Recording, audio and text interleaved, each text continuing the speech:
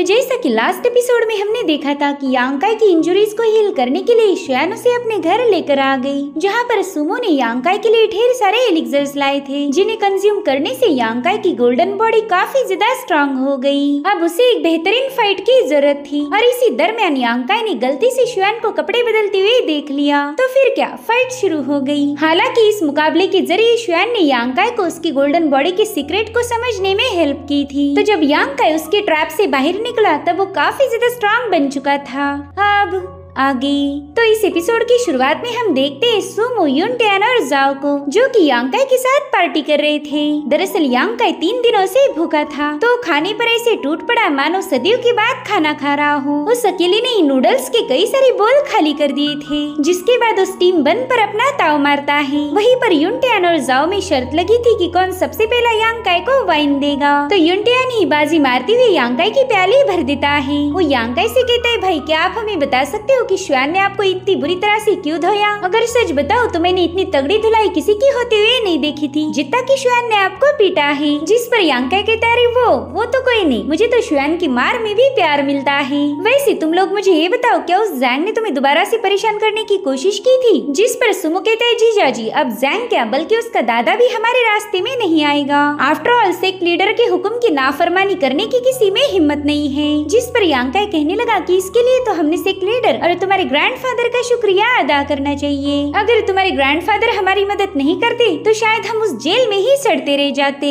जिस पर सुमो कह रहा था, भाई तुम इस बार मेरे ग्रैंडफादर का शुक्रिया अदा नहीं कर सकते क्योंकि उन्होंने तुम्हारी कोई मदद नहीं की थी। ये सुनकर तो यांकाई काफी ज्यादा हैरान हो गया। सुमो कहता है, हाँ भाई उन्होंने तुम्हारी कोई मदद नहीं की, मैं मानता हूँ उन्होंने कोशिश तो की थी तुम्हें बचाने की, लेकिन वो उसमें फेल हो गए। वो तुम्हारे साथ साथ मुझे भी पनिश करने वाले थे, मगर तभी वहाँ पर एंट्री हुई कंट्रीब्यूशन हॉल के मास्टर एल्डर मिंग की। यांकाई तो एल्डर मिंग का नाम सुनते ही काफी ज्यादा चौंक गया। सुमो से बताता है कि एल्डर मिंग सेक्ट लीडर का टोकन और उनके वर्बल ऑर्डर लेके आए थे और उन्हीं की मदद से हमारा वो मैटर पूरी तरह से रिजॉल्व हो गया। सच बताओ तो मैं तभी से एल्डर मिंग के बारे में ही सोचता रहता हूँ। वो बुढ़ा मुझे कुछ ज्यादा ही मिस्टीरियस लग रहा। एक बार मुझे मेरे ग्रैंडफादर ने बताया था कि एल्डर मिंग काफी ज्यादा पावरफुल है, मगर वो कभी अपने पावर्स की नुमाइश नहीं करते। उनका तो पूरा ध्यान रहता है कंट्रीब्यूशन हॉल पर, और इसी वजह से तो मैं काफी ज्यादा कंफ्यूज हूँ कि उनके जैसा अलग सलग रहने वाला बंदा इस मैटर में इन्वॉल्व क्यों हुआ। और सबसे बड़ी बात तो ये है कि उसके सेक्ट लीडर के साथ भी काफी अच्छे ताल्लुकात हैं। जिसके बाद वो यांकाई के कंधे पर हाथ रख के उसके कानों में धीरे से बताने लगा कि अब एल्डर मिंग ने तुम्हारी मदद की है तो क्यों ना उनका शुक्रिया अदा किया जाए। तो यांकाई भी अपने खाने पर ब्रेक लगाते हुए कहने लगा कि चलो मैं अभी जाकर उनका शुक्रिया अदा करता हूँ, साथ ही साथ मैं ये भी जानने की कोशिश करूंगा कि वो हमारे इस मैटर में इन्वॉल्व क्यों हुए। तो सुमो कहते हैं, भाई हमें भी तुम्हारे साथ ले चलो, हम भी जानना चाहते हैं कि वो मिस्टीरियस बंदा आखिर छुपा क्या रहा है। इसलिए यांकाई अपनी टोली के साथ सीधा कंट्रीब्यूशन हॉल की तरफ रवाना हो गया। इधर एल्डर मिंग एज यूजुअल जोर जोर से खराटे मार रहे थे और तभी उनके रंगीन सपनों में दखल देने के लिए ये लोग पहुंच जाते हैं। सुमो तो डोर ओपन करते ही कहने लगा कि हाय बुढ़ाओ, कैसे हो आप? जिस पर एल्डर मिंग कहते, बच्चे मैं तो जवानी के खूबसूरत दौर पर हूँ, इसलिए मुझे बुढ़ा ना बुलाओ। वैसे तुम्हारी आवाज पर से ही मुझे पता चला कि तुम लोग मुझे थैंक यू बोलने आए हो।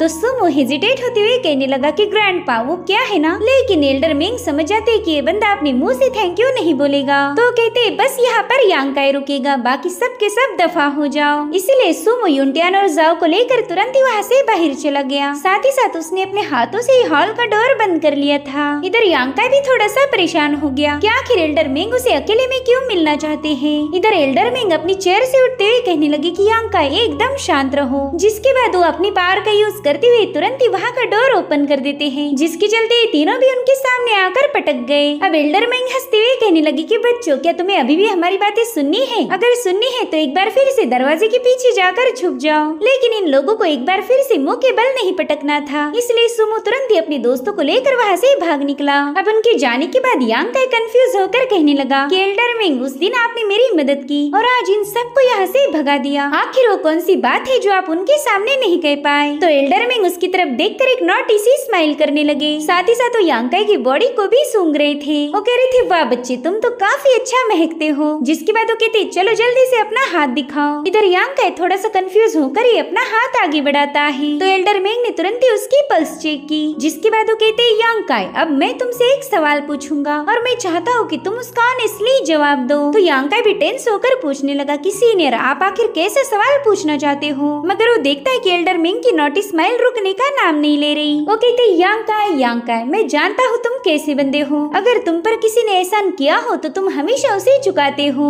और इस बार मैं चाहता हूँ कि तुम मेरे एहसान को चुका दो। मैं तुमसे एक फेवर मांगना चाहता हूँ। इधर यांकाई को काफी ज्यादा टेंशन आ रहा था। वो सोचता है कि आखिर ये बुढ़ाऊ मेरे साथ करना क्या चाहता है। इसलिए वो कहता है सीनियर ना अब मैं बदल चुका हूँ, मैं किसी का एहसान नहीं चुकाता। ये सुनते एल्डर मिंग तुरंत ही उसके करीब जाने लगे। इधर यांकाई धीरे धीरे पीछे हट रहा था। इतना ही नहीं उसे एल्डर मिंग के चेहरे पर से हवस टपकते हुए नजर आने लगी। इधर एल्डर मिंग कह रहे थे यांकाई एहसान चुकाना अच्छी बात होती है और तुम भी आज मेरा चुका ही दोगे। वहीं पर यांकाई पीछे हटते हटते टेबल से टकरा गया। अब वो यहाँ से कहीं पर भाग नहीं सकता था। वहीं पर एल्डर मिंग कहते कि मैंने तुम्हारी जान बचाई और अब मैं चाहता हूँ कि तुम भी मेरा एक जरूरी काम पूरा करो। जिसके बाद वो यांकाई के एकदम करीब आकर पूछने लगी कि यांकाई क्या तुम वो हो। एल्डर मिंग के इस सवाल से बाहर दाना चुग रहे मुर्गी की चूजों का भी ध्यान खींच लिया था और फिर तुरंत ही उन चूजों ने वहाँ से भागना शुरू कर दिया क्योंकि उन्हें यांकाई के चिल्लाने की आवाज आ रही थी। यांकाई गुस्से में कह रहा था कि अगर आपने मेरे साथ कोई भी ऐसी वैसी हरकत की तो फिर मैं भी आपकी उम्र का लिहाज नहीं रखूंगा। ऐसा कूटूंगा कि सारी हवस बाहर निकल जाएगी। आप लड़कियों को ताड़ते हो ये बात मुझे पता थी, लेकिन आपको तो लड़कों में भी इंटरेस्ट है ये मुझे आज पता चला। जरा अपनी उम्र तो देखिए, क्या आपको ये सब चीजें शोभा देती है। ये सब सुनकर तो बेचारे एल्डर मिंग को बहुत बड़ा झटका लग गया। वो कहते ओए होए क्या गंदा बच्चा है ये, मुझे लगा नहीं था कि तेरी सोच इतनी ज्यादा गंदी होगी। क्या तुझे सच में ये लगा था कि मैं तेरे साथ वो सब करना चाहता हूँ। अरे मैं तो बस तुमसे कोई और बात पूछने वाला था। तो चलो मैं सीधा मुद्दे पर आता हूँ। यांकाई क्या तुमने कभी किसी लड़की के साथ गुटरगु किया है?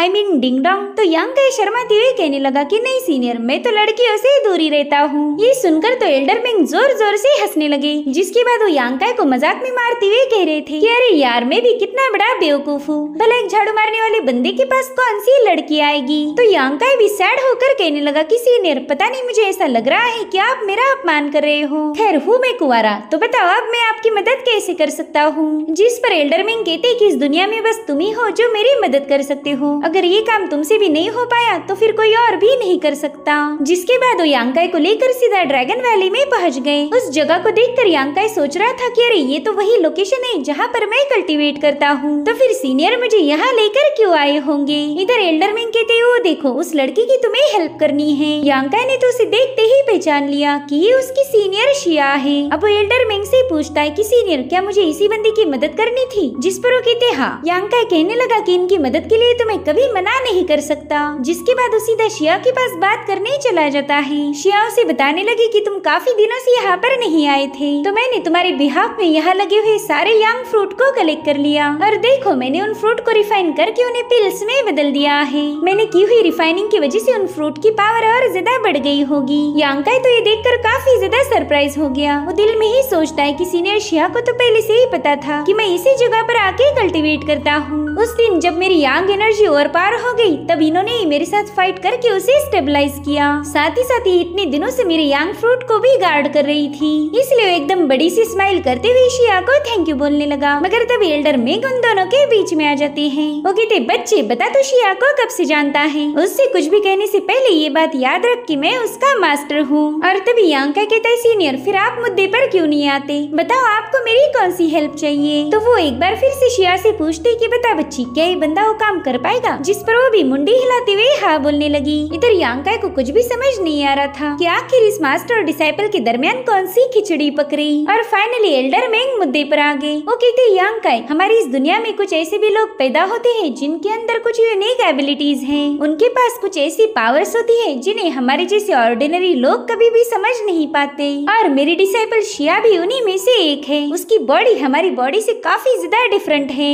ऐसी एबिलिटी लाखों लोगों में बस एक के पास हो सकती है। यांकाई अगर सच बताओ तो तुम काफी ज्यादा लकी हो जो शिया जैसी एकदम यूनिक बंदी के साथ तुम्हारी मुलाकात हुई। तो यांकाई भी क्यूरियस होकर शिया की मिस्टीरियस पावर के बारे में पूछने लगा। तो एल्डर मिंग कहते बच्ची जाकर उन पके हुए यांग फ्रूट्स को यहाँ यह लेकर आओ। तो शिया ने तुरंत ही उस पेड़ पर लगे हुए 3 सन फ्रूट को तोड़ लिया। जिसके बाद एल्डरमैन कहते शिया अब चलो यांकाई को अपनी पावर शो करो। तो शिया ने तुरंत ही उन फ्रूट्स पर अपनी पावर अप्लाई करना शुरू कर दी, जो देखकर यांग भी थोड़ा सा कंफ्यूज था। वो देखता है कि सन फ्रूट के अंदर मौजूद यांग एनर्जी अपने आप एक्सट्रैक्ट हो रही है। इधर शिया वहाँ बेरे हुए स्ट्रीम से यांग एनर्जी को भी समन कर लेती है, जो देखकर यांकाई काफी ज्यादा हैरान हो गया। वो सोच रहा था कि ये बंदी तो ड्रैगन एबिस में मौजूद यांग एनर्जी को अपने आप एब्जॉर्ब कर सकती है। और तभी शिया उसे यांग फ्रूट से बनाई हुई पिल शो करती है। यांकाई तो ये सब देखकर काफी ज्यादा इम्प्रेस हो गया। वो कहता है सीनियर, अगर आप इसी तरह से पिल रिफाइनिंग करती रहोगी तो कुछ ही दिनों में आपकी वजह से मेडिसिन की दुकानों पर ताले लग जाएंगे।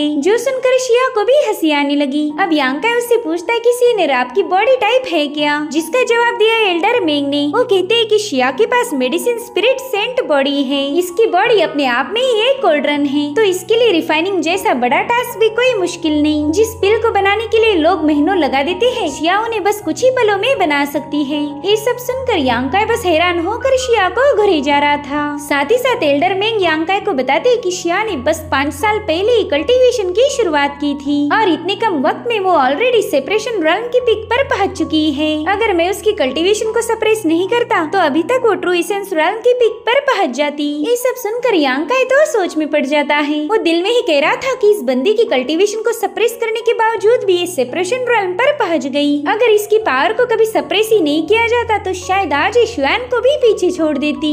और उसी वक्त एल्डर मेंग यांकाई को बताने लगे कि शुआन ट्रू एसेंस रन पर ब्रेक थ्रू करने की कगार पर है, मगर उससे पहला शिया की बॉडी में कुछ ऐसा है जिसे रिफाइन करने की जरूरत है और ये काम वो अकेले नहीं कर सकती। जिस पर यांकाई कहता है अच्छा, और इसीलिए आपको मेरी मदद चाहिए ताकि उस चीज को रिफाइन करके मैं सीनियर की ब्रेक थ्रू करने में मदद कर पाऊँ। तो बताए उस चीज का नाम क्या है? जिस पर एल्डर मेंग कहते हैं कि उसका नाम है 9 condensing due. True essence run पर पहुंचने के लिए इस ड्यू को रिफाइन करना काफी ज्यादा जरूरी है और ये काम वो अकेले बिल्कुल नहीं कर सकती। इसी कंडेंसिंग ड्यू की वजह से मुझे आज तक शिया की कल्टीवेशन को सप्रेस करके रखना पड़ा। दरअसल द 9 कंडेंसिंग ड्यू का खुद का एक स्पिरिट होता है, सिर्फ वही लोग उसे कंट्रोल कर सकते हैं जिनकी यांग एनर्जी पर कमांड हो। तुम्हारे अलावा हमारे सेक्ट में ऐसा कोई बंदा नहीं जो यांग एनर्जी का यूज करते हुए कल्टीवेट कर रहा हो, इसीलिए तो मैंने तुमसे मदद मांगी। तो बोलो क्या तुम शिया की हेल्प करोगे? अब यांकाई इस पर कोई जवाब दे पाए इससे पहले ये एपिसोड यहीं पर एंड हो जाता है। Thank you so much for watching. Bye bye, take care.